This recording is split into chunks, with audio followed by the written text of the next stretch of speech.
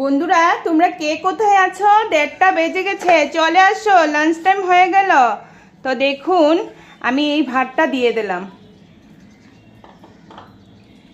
তার সাথে সাথে একটা লঙ্কা দিয়ে দিলাম, কাঁচা লঙ্কা, আর দিয়েছি লেবু।